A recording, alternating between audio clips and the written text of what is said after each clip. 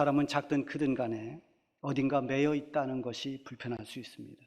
그래서 그 매인 것에서 벗어나면 자유함을 누립니다. 지난주에 인간극장에 새 쌍둥이 육아를 맡은 젊은 아기 아빠가 잠시 아내와 처제의 배려로 자기 시간을 갖는, 그래서 혼자 자기 시간을 즐기는 그런 아주 여유로운 모습을 보았는데 그 얼굴 표정이 얼마나 행복해 보이는지 몰랐습니다.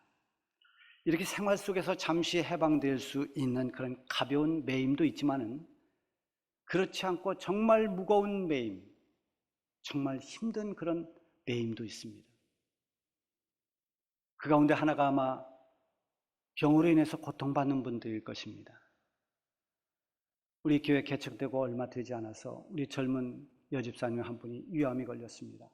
그때만 해도 어떻게 대처해야 될지를 잘 몰라서 늦어졌어요. 하루하루 고통이 심해갑니다. 한번 신방을 갔더니 그 집사님이 그렇게 말해요. 목사님, 밤에 잠을 잘 때 내일 아침이 안 왔으면 좋겠어요.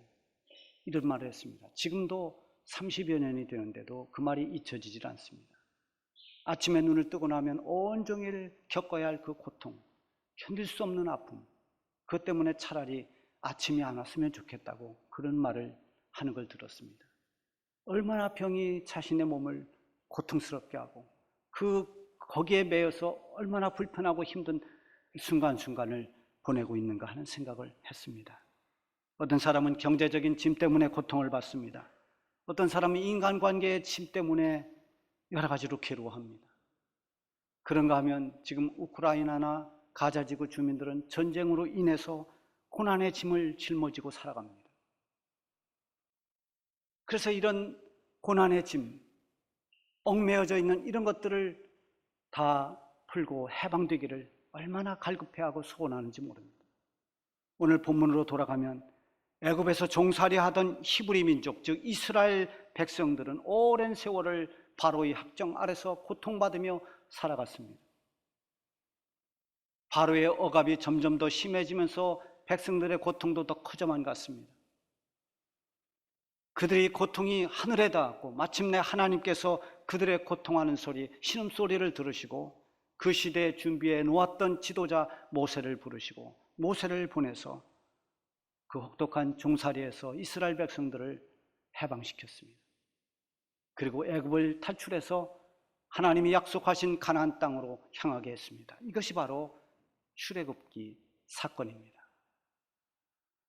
애굽의 바로 왕의 그 강팍함을 꺾은 것은 하나님께서 애굽에 10가지 재앙을 내려서입니다.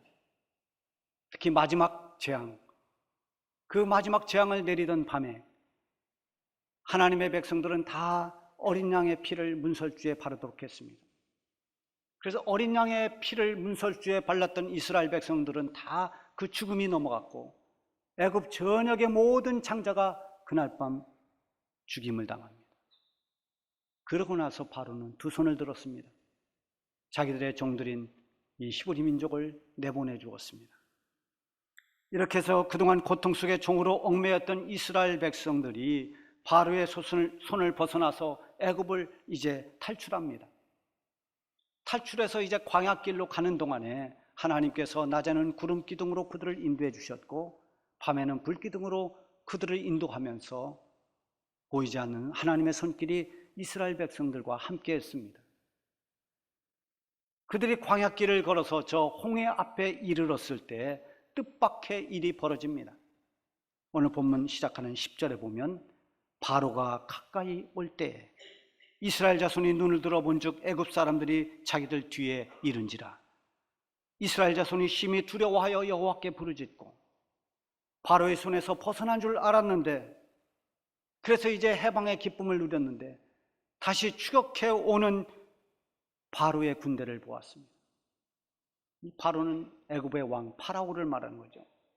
바로는 이스라엘 백성들에게 두려움의 대상입니다.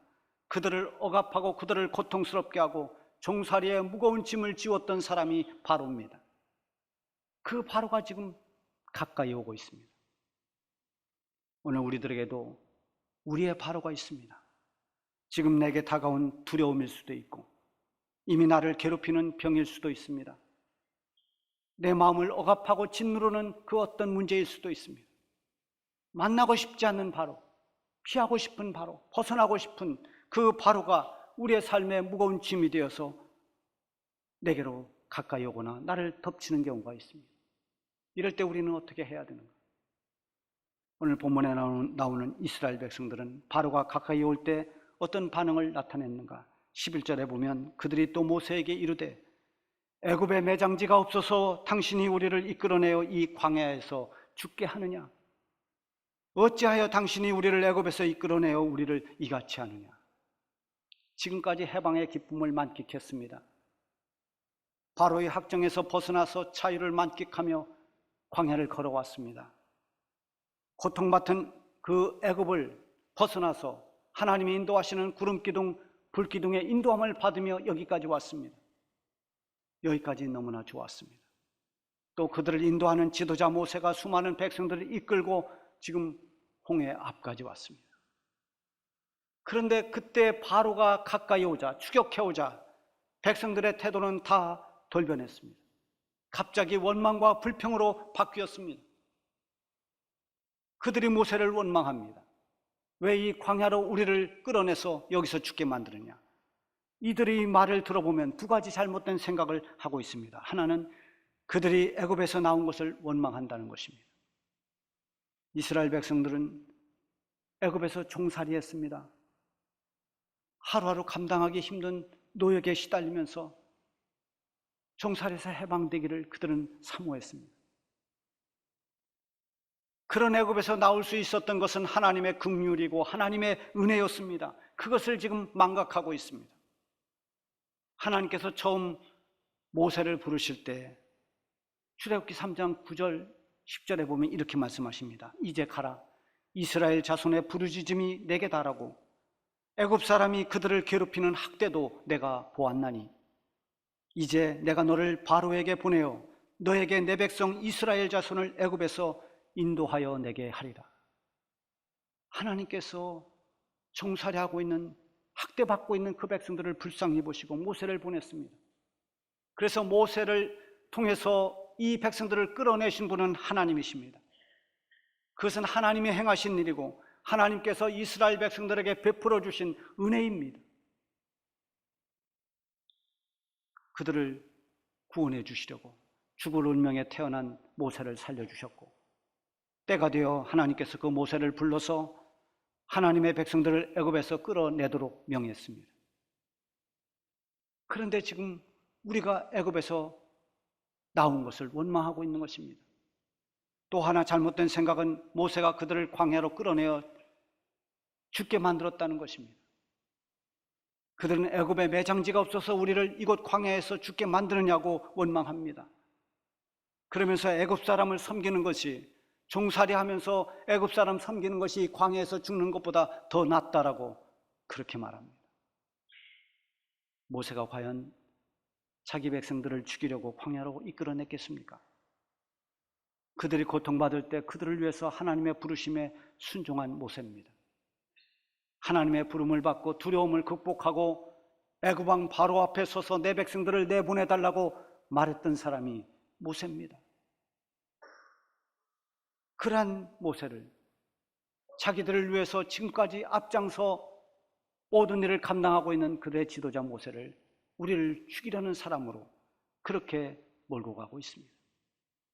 모세를 원망하고 불신하는 것은 모세를 보내신 하나님을 신뢰하지 못한다는 것입니다. 위기가 찾아왔을 때 하나님을 온전히 신뢰하지 못하면 우리는 사람을 탓하게 되고 환경을 원망하게 됩니다. 지난날 하나님께서 베풀어 주셨던 그 많은 은혜는 다 잊어버리고 지금 찾아온 현실의 문제 때문에 불평하는 사람으로 전락하는 것입니다. 바로가 가까이 오자 위기가 찾아오고 자기들이 잠깐 누렸던 그 자유의 기쁨을 상실했을 때 백성들은 흥분하고 격노했습니다. 그때 모세가 백성들에게 선포합니다. 이 선포는 모세의 입을 통해서 주시는 하나님의 메시지입니다. 너희는 두려워하지 말고 가만히 서서 여호와께서 오늘 너희를 위해서 행하시는 구원을 보라. 너희가 본 애굽 사람을 영원히 다시 보지 아니하리라. 여호와께서 너희를 위하여 싸우시리니 너희는 가만히 있을지어다. 이 말씀에서 강조하려고 하는 두 가지가 있습니다. 하나는 하나님께서 너희를 위해 싸울 것이다 라는 겁니다. 출애굽하기까지 하나님이 그들을 위해서 하신 일들이 얼마나 많습니까? 출애굽의 과정에서 모세를 부르신 것도, 모세를 바로에게 보내신 것도, 애굽 전역에 10가지 재앙을 내려서 바로의 강팍함을 꺾은 것도, 그들이 여기까지 오는 동안 구름기둥, 불기둥으로 인도해 주신 것도 모두가 하나님의 백성들인 이스라엘을 위해 행하셨던 하나님의 은혜였습니다. 친히 바로를 꺾고 이스라엘 자손을 해방시킨 하나님께서 이제는 저 추격해오는 바로의 군대와 싸우실 것이라 이렇게 말씀하십니다. 하나님이 싸우신다는 것은 이제 바로의 군대를 다 멸절시키고 이스라엘 백성들을 이 위기에서 건져내시겠다는 약속입니다. 하나님을 상대해서 이길 수 있는 군대는 없습니다. 아무리 세상에 뛰어난 탁월한 무기를 가지고 있다 하더라도 하나님을 상대하지 못합니다. 하나님께서 싸우신다는 것은 하나님이 승리를 주시겠다는 것입니다. 이스라엘 자손을 추격해오는 애굽의 군사는 선별된 특수부대입니다. 그 앞에 있는 6절, 7절에 보면은 바로가 곧 그의 병거를 갖추고 그의 백성을 데리고 갈새 선별된 병거 600대와 애굽의 모든 병거를 동원하니 주의관들이 다 거느렸더라. 각각 주의관을 내세워서 병거와 마병을 이끌고 지금 추격해 오고 있습니다. 말을 타고 달려오는 마병과 병거 부대의 그 위용을 보기만 해도 기가 죽을 정도입니다. 그러나 이제 그들이 상대할 싸움은, 이 애굽의 군사들이 싸워야 할 대상은 이스라엘 자손이 아니라 하나님이십니다. 그러게 그들이 갖추고 있는 그런 무기, 말이나 병거나 훈련된 군사, 사령관, 그 어떤 것도 무용지물이 될 수밖에 없는 것입니다. 하나님이 싸우시면 백전백승입니다. 아니, 세상에 그 어떤 위력도 하나님과 싸울 수 있는 힘, 권력 없습니다. 하나님과는 싸움의 대상이 될 수 없습니다. 그런데 하나님께서 친히 내가 너희를 위해 싸우시겠다고 말씀하십니다. 그리고 또 하나는 너희는 가만히 있으라는 겁니다. 가만히 있으라고 하는 것은 하나님께서 싸우실 테니 너희가 싸울 생각하지 말고 가만히 있어라 하는 이런 표면적인 의미도 있지만, 더 깊은 의미로 들어가 보면 지금 너희의 형편과 입장만 보는 그 시선과 생각을 멈추라는 것입니다. 그리고 더 나아가서 하나님께 초점을 맞추라는 것입니다. 지금 이스라엘 백성들의 시선은 온통 자기들을 추격해오는 바로의 군대에 있습니다. 저 멀리서 들려오는 말발굽소리, 광야의 먼지를 일으키며 달려오고 있는 그 병거 부대, 그들을 쳐다보고 있습니다. 앞을 보니 앞에는 홍해가 그들을 막고 있습니다. 앞으로 갈 수도 없고 뒤로 물러날 수도 없습니다. 이렇게 진퇴양난의 속에서 그들이 할 수 있는 것은 고함을 치면서 원망하는 것이었습니다. 왜 우리를 여기로 이끌어냈느냐? 왜 여기서 우리를 죽게 만들었냐? 여러분, 우리가 이스라엘 자손들처럼 우리에게 이런 위기가 닥쳐오고 불행이 찾아오면, 정말 감당하기 힘든 그런 시험이 왔을 때 가장 중요한 것이 무엇입니까? 그때 오히려 잠잠히 하나님을 바라보는 것입니다. 시선을 하나님께로 두는 것입니다. 13절 말씀에 보면은 여호와께서 오늘 너희를 위하여 행하시는 구원을 보라. 하나님께서 행하시는 구원을 보라. 하나님을 보아라. 하나님이 어떻게 행하시는지 너희 눈을 하나님께로 향해라. 바로의 군대에 주목하지 말고 건널 수 없는 저 깊은 홍해 바다에 너희 눈길을 두지 말고 너희를 도우실 하나님, 너희를 위해서 행하실 전능하신 하나님을 보라고 말씀하고 있습니다. 여러분, 위기가 왔을 때 하나님을 이렇게 주목하시기를 바랍니다. 모세를 탓하고 온갖 억지 소리를 퍼붓고 불신앙적인 말까지 토해내는 이 이스라엘 자손들에게 이제는 그 입을 닫고 가만히 하나님이 어떻게 역사하시는지를 지켜보라는 것입니다. 그래서 우리에게 믿음이 중요합니다. 믿음의 진가는 위기가 오고 시험이 왔을 때, 환난이 덮쳐왔을 그때 뚜렷하게 드러납니다. 고난의 바람이 불 때 그 사람이 어떤 믿음의 사람인가가 보이기 시작하는 것입니다. 어려움이 있고 고난이 왔을 때 믿음의 사람들은 군중의 소리에 동요되지 않습니다. 사람의 말에 휘말리지 않습니다. 그럴수록 오히려 하나님 앞에 나가서 하나님과 대면합니다. 하나님께 기도로 나아가고 하나님이 어떻게 응답하시고 또 이 일 가운데 하나님의 섭리는 무엇인가에 민감한 것입니다. 그리고 마침내 믿음으로 하나님께서 이루실 일들을 기대하는 것입니다. 우리 모두가 이런 믿음을 가질 수 있기를 바랍니다. 하나님께서 모세에게 명령하셨습니다. 16절에 보면 지팡이를 들고 손을 바다 위로 내밀어 그것이 갈라지게 하라. 이스라엘 자손이 바다 가운데서 마른 땅으로 행하리라. 이렇게 해서 홍해가 갈라졌습니다. 그 갈라진 바닷길로 이스라엘 백성들이 다 건너갈 수 있는 모세의 기적이 일어난 것입니다. 이런 일들을 통해서 하나님께서 중요하게 여기는 것이 하나 있습니다.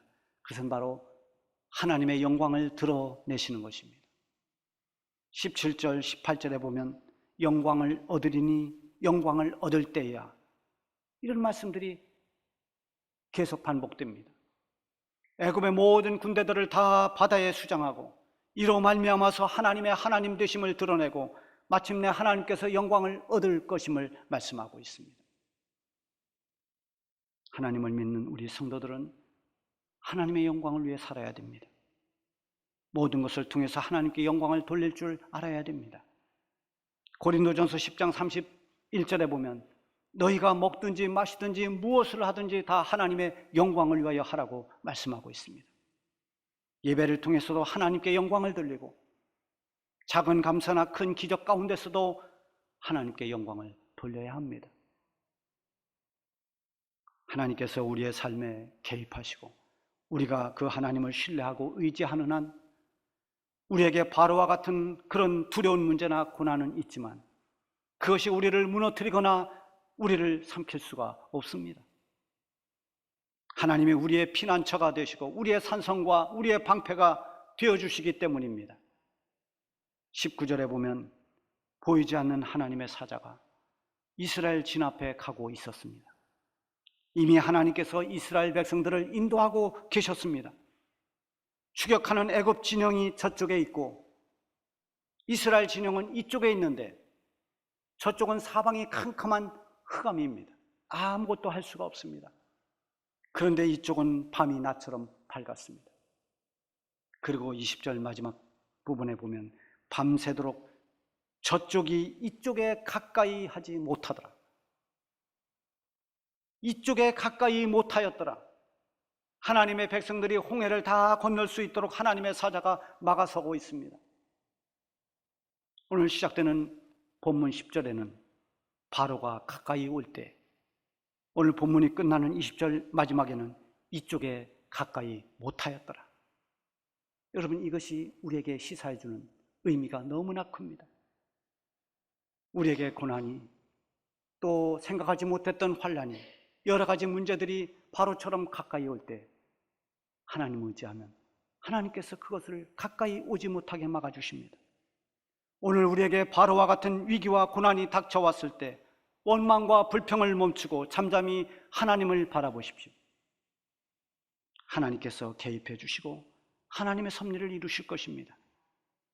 하나님께서 이루실 일들을 믿음으로 기대하면서 그 일을 통해서 하나님께 영광을 돌리시길 바랍니다.